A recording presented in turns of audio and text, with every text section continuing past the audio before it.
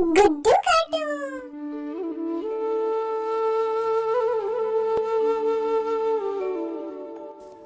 এসময়ত বকুলপুৰ নামেৰে এখন গাঁও আছিল।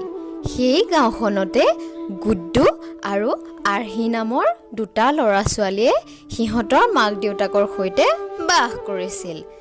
গাঁওখনৰ সিটো মূৰতে এখন স্কুল আছিল আৰু সেই স্কুলখনতে সিহঁত দুয়োটাই পঢ়িছিল।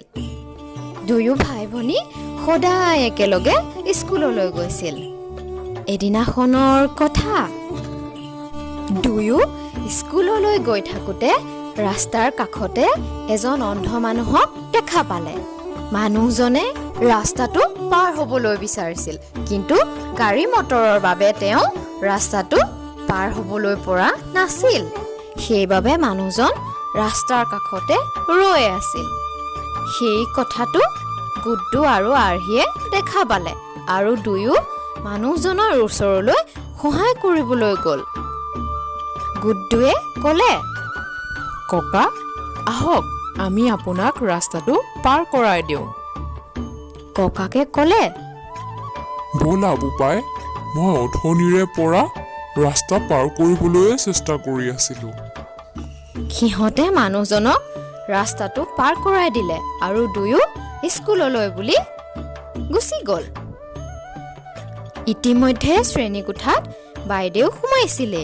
সিহঁতে বাইদেউক সুধিলে, বাইদেউ, আমি ভিতৰলৈ সোমাব পাৰোঁনে? গুড্ডু আৰু আৰ্হি দেখোন। আহা আহা, পিছে কিয় পলম হ'ল তোমালোকৰ? গুড্ডুৱে ক'লে, বাইদেউ, আমি স্কুললৈ আহি থাকোঁতে ৰাস্তাত এজন অন্ধ মানুহে ৰাস্তাটো পাৰ হ'বলৈ নোৱাৰি কাষতে ৰৈ থকা দেখিছিলোঁ। সেয়েহে আমি তেওঁক ৰাস্তাটো পাৰ কৰাই দি সহায় কৰিলোঁ। বাহ বাহ, এয়াতো বৰ ভাল কথা। তোমালোকে সেই মানুহজনক সহায় কৰি বৰ ভাল কাম কৰিছা। ল'ৰা-ছোৱালীহঁত, তোমালোকে গুড্ডু আৰু আৰ্হিৰ বাবে একোটাকৈ হাত চাপৰি বজোৱাচোন। ইয়াৰ পিছত সকলোৱে হাত চাপৰি বজালে। মৰমৰ অকণিহঁত, আমি এই সাধুটোৰ পৰা ইয়াকে শিকিলোঁ যে আমি সদায় নিঃসহায় মানুহক সহায় কৰিব লাগে।